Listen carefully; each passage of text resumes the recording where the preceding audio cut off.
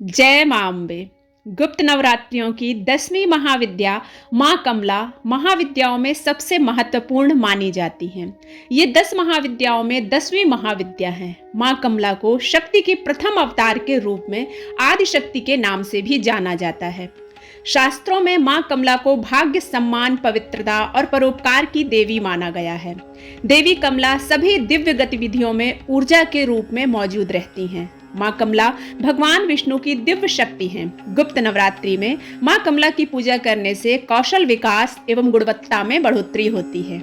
इनकी पूजा से मां लक्ष्मी की पूजा के समान ही पुण्य प्राप्त होता है। मां कमला अपने भक्तों को धन, धान्य और ऐश्वर्य का वरदान देती हैं। खासकर गर्भवती महिलाओं के लिए मां कमला की पूजा बहुत महत्वपूर्ण होती है। मां कमला गर्भवती स्त्री के गर्भ की रक्षा करती हैं, उनका पोषण करती हैं। शास्त्रों में महाविद्या कमला को श्री हरि विष्णु की साथी बताया गया है। ऐसा माना जाता है कि देवी कमला भगवान विष्णु की सबसे बड़ी ताकत है। मां कमला का रूप देवी लक्ष्मी के समान मन को शांति प्रदान करने वाला है। मां कमला प्रसिद्धि, भाग्य, धन की देवी हैं। अगर कोई व्यक्ति गुप्त नवरात्रि में सच्चे मन से मां कमला की पूजा करता है तो उसे धन समृद्धि की प्राप्ति होती है। इसके अलावा प्रजनन और बच्चों के विकास के लिए मां कमला की पूजा की जाती है। मां कमला को भाग्य, सम्मान, पवित्रता और परोपकार की देवी माना जाता है।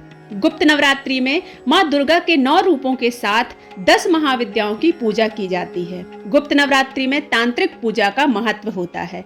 मां कमला की पूजा करने के पश्चात कन्या भोज कराया जाता है, जिसमें 9 वर्ष से कम आयु की कन्याओं को भोजन करवाने के बाद दान दिया जाता है। महाविद्या कमला की साधना करने के लिए गुप्त नवरात्रि में स्नान करने के पश्चात शुद्ध लाल वस्त्र धारण करना चाहिए। अपने घर के किसी एकांत स्थान या पूजा घर में पूर्व दिशा की ओर मुख करके यह पूजा करना चाहिए। बैठने के लिए लाल ऊनी आसन का प्रयोग करना चाहिए। अपने सामने एक लकड़ी की चौकी रखें और उसके ऊपर थोड़ा सा गंगा जल छिड़ककर इसे शुद्ध कर लें। लकड़ी की चौकी पर लाल रंग का कपड़ा बिछाएं। चौकी पर तांबे की प्लेट में एक कमल का फूल रखें। कमल के फूल के बीच में सिद्ध प्राण प्रतिष्ठित कमला यंत्र स्थापित करना चाहिए। कमला यंत्र के दाईं ओर भगवान शिव जी और अपने गुरु की तस्वीर स्थापित करें। कमला यंत्र के समक्ष शुद्ध घी का दीपक प्रज्वलित करें और विधिवत यंत्र का पूजन करें और मंत्र का जाप करें। मंत्र का जाप करने के पश्चात कमला कवच का पाठ करें। मंत्र है ओम श्रीम ह्रीम श्रीम कमले कमलालये प्रसीद प्रसीद श्रीम ह्रीम श्रीम महालक्ष्मये नमः। इस मंत्र का 108 बार जप करना है। मां कमला की साधना 11 दिनों तक लगातार करना चाहिए। मां कमला की साधना करते समय साधक को पूरी श्रद्धा और आस्था के साथ सभी नियमों का पालन करना चाहिए। रोजाना जाप करने से पहले मां का ध्यान करना चाहिए। अपने आप को मां के श्री चरणों में समर्पित करना चाहिए। 11 दिनों की पूजा के पश्चात हवन अवश्य करना चाहिए। हवन के लिए कमलगट्टे, लाल पुष्प, शुद्ध घी आदि हवन सामग्री मिलाकर हवन करना चाहिए। हवन पूर्ण होने के पश्चात कमला यंत्र को एक लाल कपड़े में बांधकर जहां आप धन रखते हैं वहां पर स्थापित करते हैं तो आपके घर में महालक्ष्मी स्थायी रूप से निवास करती हैं।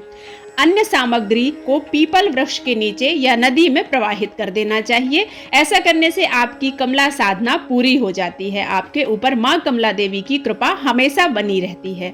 मां कमला की साधना करने से मनुष्य के जीवन में कभी धन, धान्य, भूमि, वाहन, लक्ष्मी आदि की कोई कमी नहीं रहती।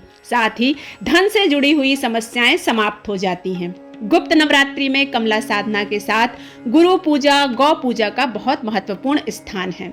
गुप्त नवरात्रियों में मां कमला का अभिषेक करने के पश्चात ही संपूर्ण पूजा करें। पूजा करने से पहले मां कमला का पूरा श्रृंगार करें और देवी को कुमकुम, हल्दी, अक्षर, सिंदूर अवश्य अर्पित करें। मां कमला की पूजा में दान का बहुत महत्व है। इस दिन भक्त अपनी क्षमता के अनुसार दान करते हैं। गुप्त नवरात्रि में दान करने से घर में हमेशा खुशहाली बनी रहती है। इस दिन अनाज और वस्त्रों का दान बहुत शुभ माना गया है। 16 श्रृंगार मां को अर्पित करना चाहिए।